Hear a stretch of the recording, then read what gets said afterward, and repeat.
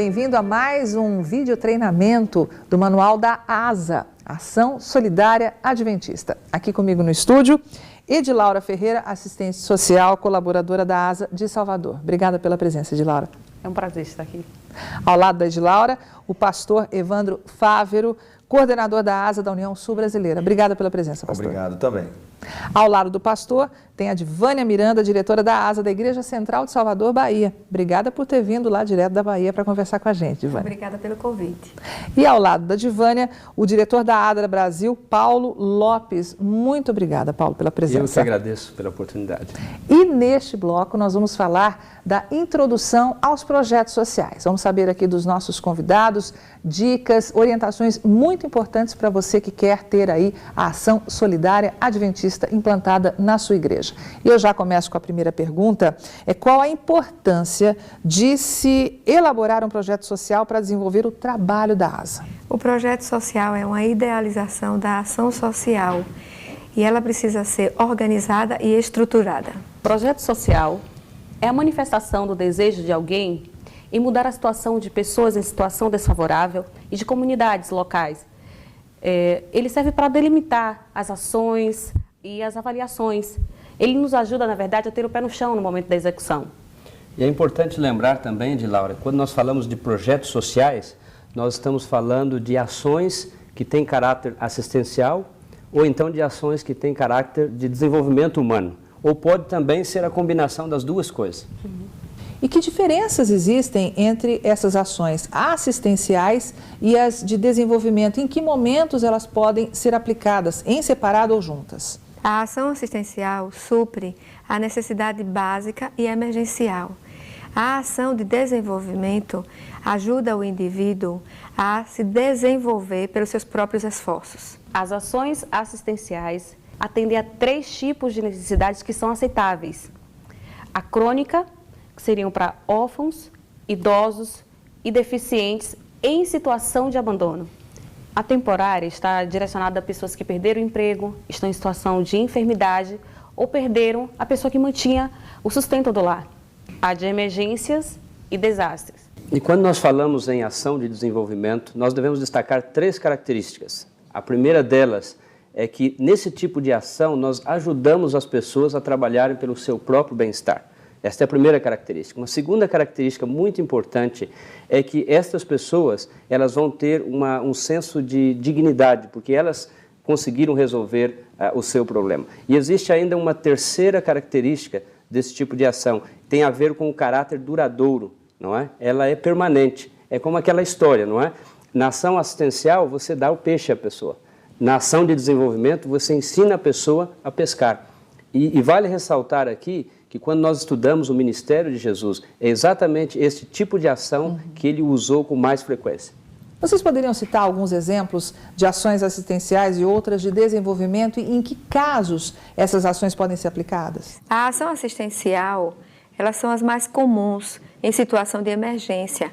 Podemos aí classificar as cestas básicas, calçados, vestuários, os profissionais em atendimento, como psicólogos, odontólogos, clínico geral. Podemos também ajudar com materiais de construção. São doações, né? Doações, materiais escolares.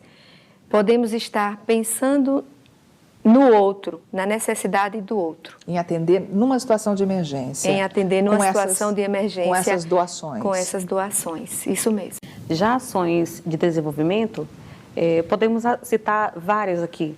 São cursos de capacitação, como administrar financeiramente seus recursos, são cursos de como deixar de fumar, cursos artesanais também pode ser relacionado. É importante fazer uma pesquisa do que a comunidade local, de onde está localizado a ASA, deseja. O que ela deseja? Se é um curso de artesanato, se é um profissionalizante de eletricidade, ou se é um curso de informática.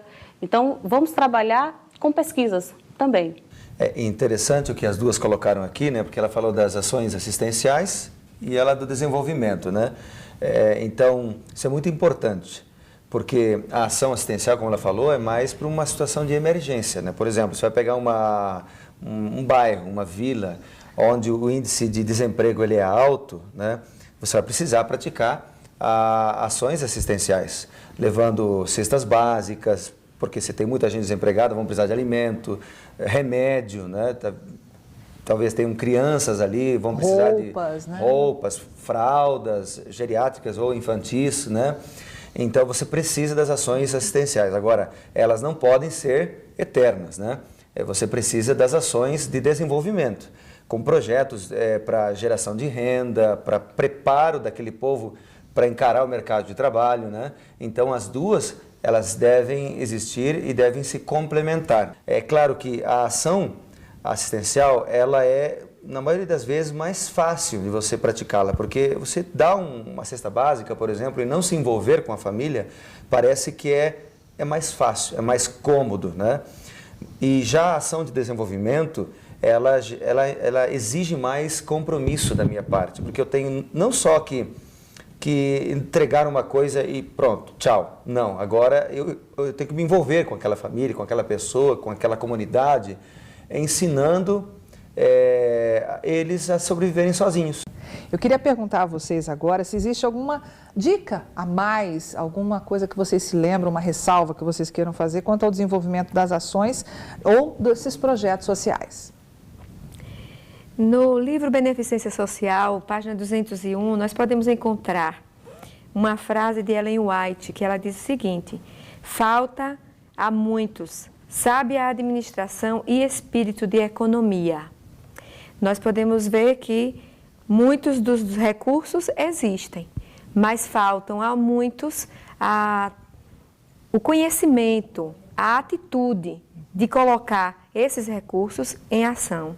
E também aqui na página 185, a gente pode mencionar, muitos são pobres devido à sua própria falta de diligência e economia.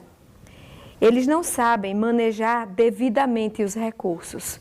Muitas vezes, a falta de administração, a falta de atitude em relação aos recursos, muitas vezes não é porque não sabe, às vezes é por falta de uma orientação mais clara. É porque não querem, né? Não é porque não querem. Isso. E a gente, nós que estamos mais próximos, e nós que temos a abertura, porque estamos ali aconchegando, ajudando, quer emergenciais ou quer já dando cursos, treinando, nós temos essa entrada, temos essa participação importante em orientar como dividir o seu dinheiro, e ele vai perceber que no aprendizado vai ter um retorno maravilhoso, vai ser divisor de águas, antes e depois.